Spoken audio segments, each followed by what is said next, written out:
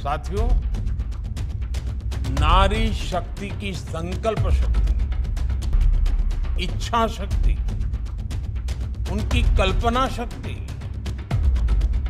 उनकी निर्णय शक्ति, त्वरित फैसले लेने का उनका सामर्थ्य, निर्धारित लक्ष्यों को प्राप्त करने के लिए उनकी तपस्या, उनके परिश्रम की पराकाष्ठा, ये हमारी मातृशक्ति की पहचान है। ये एक प्रतिबिंब है। जब हम विमेन लेड डेवलपमेंट कहते हैं, तब उसका आधार यही शक्तियां हैं। मां भारती का उज्जवल भविष्य सुनिश्चित करने में नारी शक्ति का ये सामर्थ्य भारत की अनमोल शक्ति है। सरकार भी यही कह रही है कि महिलाओं के लिए हम बहुत सुरक्षा का काम कर रहे हैं, मगर ये सुरक्षा कहाँ दिख रही है? कोई प्रोटेक्ट नहीं दिख रही है। महिला सड़कों पे घूम रही है। महिलाओं के साथ क्या हो रहा है, बलात्कार हो रहा है, छेड़छाड़ हो रही है, क्या हो रहा है, कुछ नहीं पता है किसी को। सरकार के क्या दिखता नहीं है, सरकार के कान नहीं है, सब कुछ है, मगर पता नहीं क्या है कि सरकार महिलाओं को प्रोटेक्ट नहीं दे पा रही है। देखिए, झोल तो ये है कि महिलाओं के सशक्तिकरण पे जो बातें की जा रही हैं, वो शायद हमें लगता है असंवेदनशील है। चाहिए रोजी रोटी, हम अपना अधिकार मांगते, नहीं किसी से भीख मांगते। सशक्तिकरण तो कह रहे हैं, लेकिन आज हम लोग खुद कमजोर पड़ गए हैं। आज हम अपने बच्चों को नहीं पढ़ा पा रहे हैं। हमारी बहुत सी महिलाएं 800 कार्यकर्ता अपने बच्चों को स्कूल से निकाल दिया जा रहा है, घर से बेघर हो रही हैं। हम लोग हिंसा की बात करते थे गांव में, आज हम लोग खुद पीड़ित हैं। लोग कहते पूरे भारत में आजादी का जश्न पूरे अमृत महोत्सव की तरह मनाया गया, लेकिन हम लोगों ने कैसा अमृत महोत्सव मनाया है ये तो हम ही सब जानते हैं। यहाँ पे कि बच्चों को छोड़ के हमारी ये सब महिलाएं, हम सब कार्यकर्ता बीमार बच्चों को, छोटे छोटे बच्चों को लेकर यहाँ आए और आजादी यहाँ मनाई। ये कैसी आजादी है, ये शायद हमारी समझ में नहीं आता। कि अब 47-45 साल की उम्र में 30 साल तो हमने अपना खून पसीना इसमें गमाया। अब जब हमारे हाथ पैर थके तो हमको बेसहारा खड़ा कर दिया। अब हमें दूसरे का सहारा लेना पड़ रहा है। या तो पहले से बेसहारा थे, वैसे ही छोड़ रहते तो हमें दिक्कत न होती। आज हम लोग अपने पैरों पर खड़े होकर फिर चार दीवारी के अंदर कैद हो गए। कि हमें सरकार से सबसे बड़ी शिकायत है, जो महिला घर से बाहर नहीं निकलती थी, महिलाओं को घर घर जाके बाहर निकाले, महिलाओं को मजबूत किया, हर तरीके से सशक्त किया। आज जिन्होंने सशक्त किया, आज वही अशक्त होकर के रोड पे आके बैठ गई है। तो ये कहाँ की सरकार और कैसी सरकार है? 4 PM न्यूज नेटवर्क में आप सभी का स्वागत है। मैं हूं क्षितिज कांत। आप यहां पर देख पा रहे हैं, तमाम महिलाएं यहां पर बैठी हुई हैं राजधानी लखनऊ के इको गार्डन में। तस्वीरें आपके सामने हैं, एक बैनर भी दिखाऊंगा, उसमें आप साफ तौर से देख पा रहे हैं नारी शक्ति, एक तरफ लोगो लगा हुआ है और नीचे लिखा हुआ महिला समाख्या कर्मियों की तत्काल सेवा बहाली। आपको बता दूं, ये पूरा जो यहाँ प्रदर्शन है उसके बारे में बताऊंगा तो आपके होश उड़ जाएंगे। आप लगातार बड़े बड़े बैनर देखते हैं मुख्यमंत्री आवास के पास, प्रधानमंत्री लगातार बात करते हैं महिला सशक्तिकरण की, और महिला सशक्तिकरण जो विभाग है, जो महिला सशक्तिकरण का जो पूरा कार्यक्रम चल रहा है, उसी में बड़ा झोल हो गया है। बात करेंगे महिलाओं से और जानेंगे किस तरीके की समस्याएं हो रही हैं। मैम, क्या नाम है आपका? मेरा नाम रेखा है। रेखा जी, किस तरीके की दिक्कतें हो रही हैं, किस तरीके का झोल है इसमें? देखिए, झोल तो ये है कि महिलाओं के सशक्तिकरण पे जो बातें की जा रही हैं, वो शायद हमें लगता है असंवेदनशील है। जो संवेदनशीलता के साथ में हमें दिखाया जा रहा है कि हमारे महिलाओं के लिए इतने प्रोग्राम चल रहे हैं और सशक्तिकरण पे इतना चीजें की जा रही हैं, तो थोड़ा सा हमें लगता है कि ये हमारा जो सरकार है असंवेदनशील है। वैसे तो संवेदनशीलता नजर आती है क्योंकि काम कर रही है, लेकिन जब हमारे साथ नहीं हो रहा है तो हमें भी यही लगता है कि सरकार महिलाओं के बाद क्या असंवेदनशील है। इसलिए हम लोग सड़कों पे, हम महिलाएं सड़कों पे दर दर भटक रहे हैं और आज 13 तारीख से कंटिन्यू भूख हड़ताल पर बैठे हैं। लोग कहते पूरे भारत में आजादी का जश्न पूरे अमृत महोत्सव की तरह मनाया गया, लेकिन हम लोगों ने कैसा अमृत महोत्सव मनाया है ये तो हम ही सब जानते हैं। यहाँ पे कि बच्चों को छोड़ के हमारी ये सब महिलाएं, हम सब कार्यकर्ता बीमार बच्चों को, छोटे छोटे बच्चों को लेकर यहाँ आए और आजादी यहाँ मनाई। ये कैसी आजादी है, ये शायद हमारी समझ में नहीं आता। मैम, एक बात कर ले, महिला सशक्तिकरण का जो प्रोग्राम चल रहा है, इसमें कब से आप लोग सभी लोग वर्क कर रहे हैं? ये तो हम लोग तो किसी को मतलब मान के चलिए 31 वर्षों का प्रोग्राम है। राष्ट्रीय शिक्षा नीति के तहत ये प्रोग्राम शुरू किया गया था मानव संसाधन विकास मंत्रालय की तरफ से। उसके बाद में ये प्रोग्राम जनवरी 2017 में अडॉप्ट कर लिया गया, शिक्षा विभाग से महिला कल्याण विभाग में अडॉप्ट कर लिया गया, स्टेट गवर्नमेंट में वैसे ही मतलब पूरे मूल शर्तों के साथ अडॉप्ट किया गया। ये उसका देखिए कार्यालय आदेश है, नीचे की लाइन आप देख सकते हैं, उसमें लिखा है कि मूल शर्तों के साथ उसको समाहित किया जाता है। यदि आपने किसी बच्चे को अडॉप्ट किया है तो आपकी जिम्मेदारी क्या बनती है, ये हम इनसे पूछना चाहेंगे कि जो सचिव जी ने आदेश दिया है, यदि आपने उस बच्चे को हमारी संस्था को अडॉप्ट किया है तो आपकी जिम्मेदारी बनती थी कि हमारी संस्था को वैसे ही शर्तों के साथ चलाती। लेकिन उसके बाद जून 2020 में इसको वन स्टॉप सेंटर में समाहित कर लिया गया हमारे कार्यक्रम को, सशक्तिकरण के प्रोग्राम को। लेकिन जो यहाँ पे आपके महिलाएं हम कार्यकर्ता बैठे दिखाई दे रहे हैं, इनको समाहित नहीं किया गया। कारण क्या है कि हमारा कार्यक्रम अच्छा लगा, हमारे ढांचे अच्छे लगे, हमारा सब कुछ अच्छा लगा, पर हम नहीं अच्छे लगे। जिन्होंने काम किया, जमीनी स्तर पे जुड़ के काम किया, अपनी पूरा अमूल्य समय लगा दिया, पूरा जीवन लगा दी, पूरी जवानी लगा दी, उन्होंने काम अच्छा नहीं किया। और हमको जब हमारे उम्र हो गई 40-45 साल से ऊपर की महिलाएं हो गई, उनको निकाल के बाहर किया और अब कह रहे हैं कि अब आपका कार्यक्रम नहीं है। ये तो एकमात्र एक चीज और बात कर ले, लगातार मोदी जी, योगी जी दोनों डबल इंजन की सरकार महिला सशक्तिकरण की ही बात कर रही है और इतना बड़ा झोल हो गया, अभी तक के पूरे शीर्ष नेतृत्व को भाजपा के पता ही नहीं है। अब ये तो पता नहीं, देखिए ये हम लोग कैसे कर सकते हैं कि पता है कि नहीं पता है। लेकिन अगर हम तो भाई, अगर हमारी बात उन तक नहीं जा रही है तो हम तो अभी तो यही करेंगे कि भाई कहीं ना कहीं कुछ ना तो होगा ही झोल। अगर उन तक बात हमारे प्रशासनिक अधिकारी या उनके विभागीय जो यहाँ पे उनको बिठाए गए हैं, यदि उन्हीं के अंदर ये बातें चल रही, उन तक नहीं पहुंचाई जा रही है और इतनी महिलाएं सड़कों पे हैं, तो ये तो बहुत बड़ा प्रश्न है हमारी सरकार पे। बिल्कुल बिल्कुल। आपका मैम नाम क्या है? मेरा नाम है उषा शर्मा। कहाँ पर रहती है? और मैं तो चंदौली की रहने वाली हूँ और मैं महिला समाख्या में मैं 1994 से मैं कार्यरत हूँ। महिला सशक्तिकरण अभियान इतना बड़ा चल रहा है, पूरे देश भर में महिला सशक्त करने की बात की जा रही है और आप लोग प्रदर्शन में बैठे हैं। जी हाँ, प्रदर्शन पे आज ये शायद हमारे महिला कल्याण के लोगों की देन है जो हम सड़कों पे बैठे हैं, या हमारी किस्मत की देन है जो हम आज सड़कों पे बैठे हुए हैं। क्योंकि आज तो हमारे पास ना तो पैसे हैं ना खाने को है, हम 5 दिन से यहाँ पे भूखों मर रहे हैं, कोई सुध लेने वाला नहीं है। और झोल तो हमें ये नजर आता है कि जब हम भारत सरकार में तो शायद हम सुखी थे, हमें कम पैसे मिल रहे थे मगर हमें समय से पैसा मिल रहा था, कम ही पैसा था, हम खुश थे। मगर महिला कल्याण में जब से आया, महिला कल्याण कहता है कि आपका विभाग बंद हो गया है। बंद होने का एक हमारे पास कोई ना नोटिस आया, ना कोई हमें लिखित दिया गया कि आपको घर खाली करना है, आप यहाँ से चले जाओ।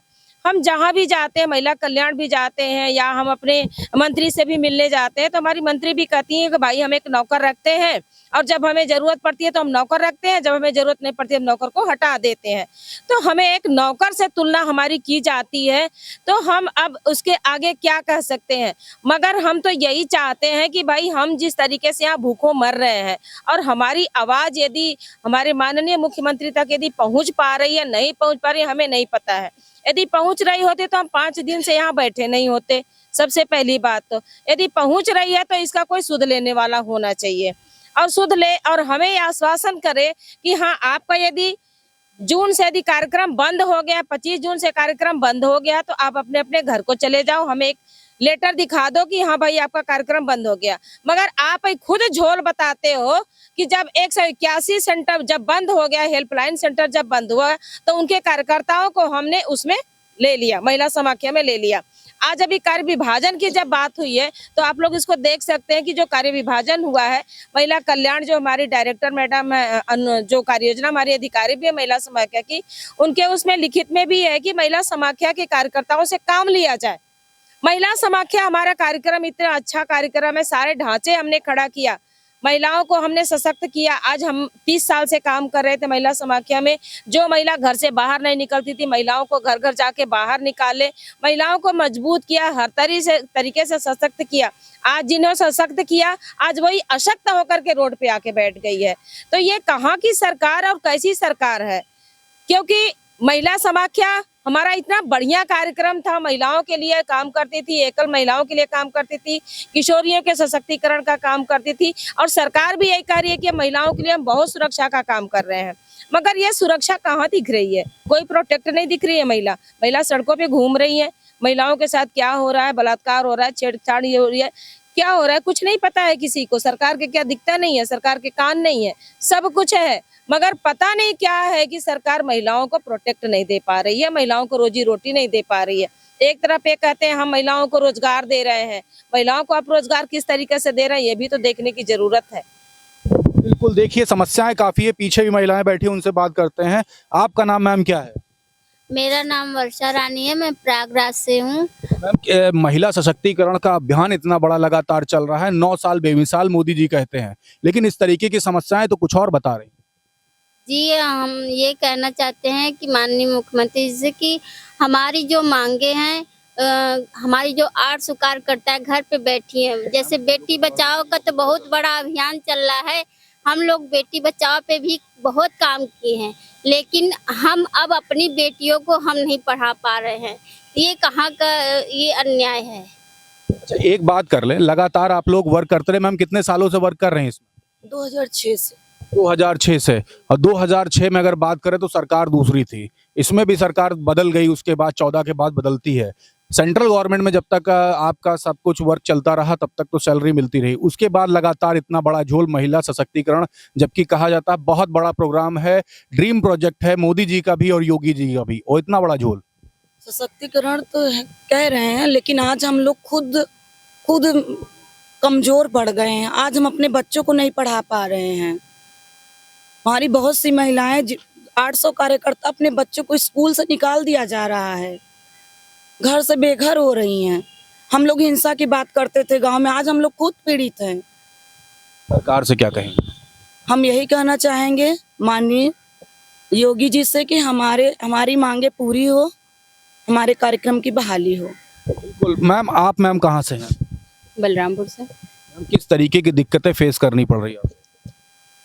जब 2 साल से हम बेरोजगार हैं तो जाहिर है हमें खाने की भी दिक्कत है, बच्चों की दवाई की भी दिक्कत है, उनकी पढ़ाई की भी दिक्कत है, और जो एक विकास की प्रक्रिया चल रही है, जो हमारी सरकार का जो एक लक्ष्य है कि महिलाएं आगे बढ़ रही हैं, महिला सशक्तिकरण हो रहा है, कहीं ना कहीं हम लोग जो है इस चीज़ को देख के ये कह रहे हैं कि शायद उनकी ये जो ड्रीम है ये ख्याली पुलाव है कि क्या है, हम खुद नहीं समझ पा रहे हैं कि उनका सशक्तिकरण का मानक क्या है। जब लगातार आप लोग ग्राउंड स्तर पर वर्क करती रही, कहें तो गांवों में जाती रही, उन गली कूचों में जाती रही जहां पर कोई नहीं पहुंच पाता, लेकिन आज इतना बड़ा झोल आपके सामने आया, क्या कुछ कहेंगे? अब इसके बारे में हम क्या कह सकते हैं, हमें खुद नहीं समझ में आया, क्योंकि हमें जो है विभाग से कोई लेटर ही नहीं दिया गया कि हमें कोई वार्निंग नहीं दी गई कि वो हमारा विभाग बंद कर रहे हैं या हमारा काम बंद कर रहे हैं। यहाँ तक कि नारी अदालत जो हमारा ढांचा है उसको हमारी स्टेट गवर्नमेंट 75 जिलों में चलाना चाहती है, लेकिन हमारा नारी अदालत उन्हें पसंद आ रहा है कि वो 75 जिले में चला के सशक्तिकरण करेंगे, लेकिन जो हम हैं वो अब हमारी कार्य क्षमता नहीं है या हमारे कार्य करने का तरीका उन्हें नहीं पसंद है कि वो हमें उस काम को करने के लिए नहीं दे रहे हैं। जो हमारा काम है वो हमें ही नहीं करने दिया जा रहा है, और लगातार ये आश्वासन दिया जाता है कि हाँ अभी जो है कि केंद्र सरकार से कोई जीएल मतलब कोई गाइडलाइन नहीं आई है नारी अदालत की, अगर आ जाती है तो आप लोगों को काम पे रख लिया जाएगा। अब समझ में नहीं आता है कि गाइडलाइन कब आएगी, और जब तक गाइडलाइन नहीं आएगी तब तक हम क्या करेंगे, हमारी ज़रूरतें कहाँ से पूरी होंगी। मैम, काफ़ी दिक्कतें हैं। एक प्रश्न आपसे आखिरी कर लेंगे, ये बताइए कि लगातार जिस तरीके से गवर्नमेंट बात करती है महिला सशक्तिकरण की, आप लोग ग्राउंड स्तर पे वर्क कर रही हैं और आप ही लोग के साथ दिक्कत है, तो ये किस तरीके से सरकार वर्क कर रही है? सरकार के जो वर्क है उसी पर बड़ा प्रश्न चिन्ह खड़ा हो जाता है। देखिए सरकार लगातार, क्योंकि महिला सशक्तिकरण बड़ा प्रोजेक्ट है और उस पर लगातार सरकार बात कर रही है। बिल्कुल भाई, देखिए सरकार पे तो बहुत बड़ा चिन्ह है, क्योंकि सरकार महिलाओं के सशक्तिकरण की बहुत सारी योजनाएं उसने बदल के दूसरे में कर दी और संचालित भी कर रही है, और महिलाओं की सशक्तिकरण की लगातार बात कर रही है। तो बहुत बड़ा कहीं ना कहीं झोल है, कहीं ना कहीं है। अब हम ये सरकार को तो ब्लेम नहीं कर सकते, क्यों? सरकार तो हमारी राजा होती है, उस पर हम कैसे ब्लेम कर सकते हैं कि वो कर रही नहीं कर रही, कि कहीं ना कहीं वो गैप्स है। वो सरकार को देखना पड़ेगा कि हर स्तर पे जो महिला वर्ग है कहीं पे भी, चाहे वो महिला अनपढ़ गवार हो, अपने स्तर की क्षमता उसमें मौजूद होती है, उसके अनुभव, उसकी कार्य क्षमता, उसकी चीजें उसको वर्क करवाती है। जरूरी नहीं है कि हर महिला हमारी पढ़ी लिखी MBBS हो या वो हो तभी हमारा देश आगे बढ़ेगा या हमारी सशक्तिकरण की योजनाएं चल पाएंगी। यदि हमारी कोई अनपढ़ महिला भी है वो भी समाज में आधी उसकी भागीदारी है। जब तक अनपढ़ महिला भी एक बच्चे को IAS बनाती है और एक पढ़ी लिखी भी महिला भी IAS बनाती है। इसलिए मैं कहना चाहेंगे हमारी आपकी पहनावा से या हमारी बातचीत में हमारी महिलाएं दिख जरूर रही हैं ये हमारी कि हमारी गांव की महिलाएं, लेकिन अगर इनसे पढ़े लिखे की व्यक्ति के सामने काम करवा लिया जाए या कैसी भी योजनाओं को चलवा लिया जाए, वर्क करवा लिया जाए जमीनी स्तर का, हम कागजी वर्क में तो हम फेल हो सकते हैं। फिर से कह रहे हैं कि हम ना शायद हमारा ही ये झोल रहा होगा कि हमने अपना कागज मजबूत नहीं किया। हमने आज कागज अपना सरकार पे आपने भरोसा कर लिया, सरकार पे भरोसा किया, हमने इस जमीन पे जैसे लोग काम करते हमने नौकरी नहीं की। सबसे बड़ी फॉल्ट हमारी ये है कि हमने नौकरी नहीं की, हमने काम किया जैसे घर में महिलाएं काम करती हैं, हमने इस तरह से काम किया, इसलिए शायद हम फेल हुए। अगर हमने अपने कागज को पूरा रखा होता और जमीन पे काम नहीं किया होता तो शायद आज इस लड़ाई को हम जीत चुके होते, हमारा कार्यक्रम मिल के रहता और हम आज काम कर रहे होते। बिल्कुल। देखिए दिक्कतें काफी हैं। एक प्रश्न आपसे ही पूछ लेंगे, ये बताइए क्या सरकार जिस तरीके से दावे करती है क्या वर्क करने में फेल हो गई? क्योंकि आप लोग ही लगातार वर्क करते रहे ग्राउंड। बिल्कुल सर, जैसे जो सरकार जो सशक्तिकरण के लिए महिलाओं के साथ जो महिलाओं के लिए जो काम कर रही है, अगर सरकार को नजर में आता कि हम एक जो 30 साल पुरानी संस्था को एक झटके में बिना बताए बंद कर रहे हैं और इधर सशक्तिकरण का हम नारा ढिढोरा पीट रहे हैं, तो क्या वो सशक्तिकरण हम मानेंगे? उन महिलाओं को लाके खड़ा किया जिनको पता ही नहीं है कि सशक्तिकरण का उद्देश्य क्या होता है। जो ये पढ़े पढ़ाए मतलब जो पढ़े लिखे जो जिन्हें पता है सशक्तिकरण नारीवादी, उन महिलाओं को आज उनको जहाँ के तहाँ छोड़ दिया और नए जिन्हें कुछ पता नहीं है उनको तुमने लाके खड़ा किया, तो क्या लगता है कि तुमको सशक्तिकरण पूरा होगा? आप विश्वास नहीं मानेंगे, 2006 में जब बलरामपुर में महिला समाख्या कार्यक्रम शुरू हुआ था, उस समय उस जिले का नियम था कि कक्षा 5 के बाद में लड़कियां एक कोई पढ़ती थी और मुस्लिम बाहुल ज्यादा था, वहाँ की लड़कियां पढ़ती नहीं थी। लेकिन महिला समाख्या की देन है कि वहाँ की लड़कियां पढ़ लिख के आज यहाँ लखनऊ में, कोई दिल्ली में, कहीं ना कहीं जो अनपढ़ लड़कियां थी वो महिला शिक्षण केंद्र से पढ़ के वो आज जॉब कर रही हैं और आज वहाँ की सारी लड़कियां पढ़ने के लिए घर से निकलने लगी। तो ये सब चीजें महिला समाख्या ने बनाई। महिला समाख्या ने नारी अदालत खड़ा किया, जो सरकार उसी नारी अदालत को सरकार आज अपने ढांचे में DPO और वगैरह सब लोग चलाते हैं। वो शुरुआत महिला समाख्या ने की थी। हमारे सारे काम जो जितने काम सशक्तिकरण पर सरकार कर रही वो सारे जिंदा किए हुए महिला समाख्या के हैं। उनको इसके बारे में सिर्फ पता था क्योंकि कर दिया गया। हमारी रिपोर्टें जाती थी उनसे, उन्होंने पढ़ के सीखा है, उनको आता भी नहीं था वो सब चीजें जो हम लोगों ने किया जमीनी स्तर से जुड़ के। और बस इसके बावजूद हम लोग उनको अच्छे नहीं लगे। हमारा कार्यक्रम आज भी उनको अच्छा लगता है, हमारे काम हमारे ढांचे उनको आज भी अच्छे लगते हैं। तो हमारी सरकार से यही कहना है कि अब 47-45 साल की उम्र में 30 साल तो हमने अपना खून पसीना इसमें गमाया। अब जब हमारे हाथ पैर थके तो हमको बेसहारा खड़ा कर दिया। अब हमें दूसरे का सहारा लेना पड़ रहा है, या तो पहले से बेसहारा थे वैसे ही छोड़ रहते तो हमें दिक्कत ना होती। आज हम लोग अपने पैरों पर खड़े होकर फिर 4 दीवारी के अंदर कैद हो गए। ये हमें सरकार से सबसे बड़ी शिकायत है और सरकार से हमारी यही गुजारिश है कि हमारी इतनी बहनों को पुनः रोजगार में लाएं, तभी हम लोग यहाँ से धरना उठाएंगे, वरना यहीं मर जाएंगे, धरना नहीं खत्म करेंगे। मैम ये प्रदर्शन कब तक चलता रहेगा आपका? जब तक हमारी मांगे पूरी नहीं होंगी और ये हमारी बहनें भूख हड़ताल पे बैठी हैं, इनके साथ हम लगातार खड़े रहेंगे कि जब तक ये कार्यक्रम को तत्काल बहाली नहीं करेंगे। अगर हमारा कार्यक्रम बंद करे हैं तो एक बहन को वो लेटर जारी करें कि हम आपका कार्यक्रम बंद कर दिए हैं, और या तो इसको जो है वो दिखाएं कि नहीं आपका कार्यक्रम को हम चला रहे हैं, तो फिर आपको भी हम अपने कहीं ना कहीं हम ले रहे हैं। महिला कल्याण विभाग का कहना है कि हम DPO के अंडर में काम देंगे। जो बहनें यहाँ पे हैं, जरूरी नहीं है कि सारी बहनें यहाँ एक साथ उतर जाएं। बहुत सारी दिक्कतें हैं कि कुछ बहनें हमारी नहीं पहुँच पाई हैं, लेकिन वो भी बहनें हमारी सहयोग में हमारे साथ खड़ी हैं। ठीक है, वो जो कह रहे हैं वो कहते रहे, ये हमारा धरना तब तक जारी रहेगा जब तक हमारा कार्यक्रम हमें हमारी रोजी रोटी हमको वापस नहीं कर देंगे।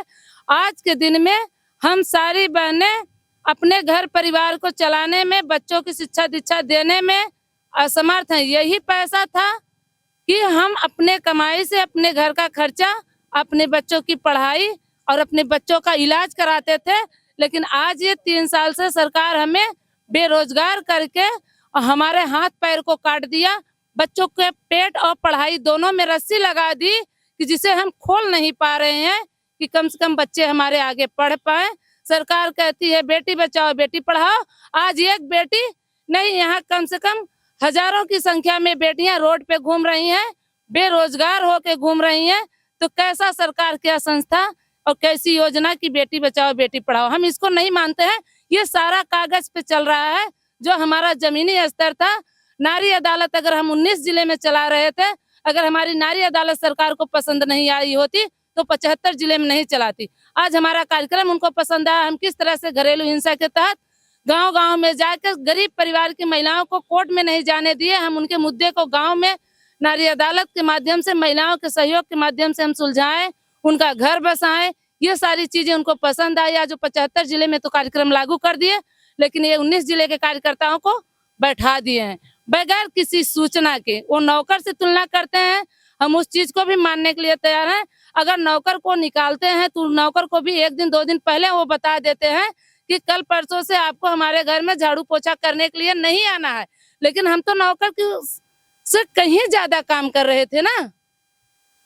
देखिए, लगातार आप सुन रहे हैं यहाँ पे महिलाओं को तमाम तरीके की समस्या है। आप देख रहे हैं, प्रधानमंत्री मोदी जी से भी कहूंगा, योगी जी से भी कहूंगा कि आप ये देख रहे हैं महिला सशक्तिकरण का जो आपका अभियान है, आपका ड्रीम प्रोजेक्ट है। लेकिन ग्राउंड स्तर पे महिलाएं जो आपके ही इस विभाग में वर्क कर रही थी, पीछे बैनर पे देखिए, भूख हड़ताल पे बैठी हैं और साफ तौर से कह रही है प्रदर्शन तब तक चलता रहेगा जब तक के मांगे मान नहीं ली जाती। आप समझ रहे हैं, महिला सशक्तिकरण की बात हो, बेटी बचाओ बेटी पढ़ाओ की बात हो, घरेलू हिंसा की बात हो, महिलाएं ये लगातार वर्क करती रहीं। लेकिन ड्रीम प्रोजेक्ट आपका किस तरीके से ग्राउंड स्तर पर फेल हो रहा है, ये तस्वीरें आपके सामने हैं। देखने वाली बात होगी कब इस पर एक्शन लेगी गवर्नमेंट। तब तक ग्राउंड स्तर के रिपोर्ट के लिए जुड़े रहे 4 PM न्यूज नेटवर्क के साथ। मैं हूं क्षितिज कांत, कैमरा पर्सन शुभम के साथ। धन्यवाद।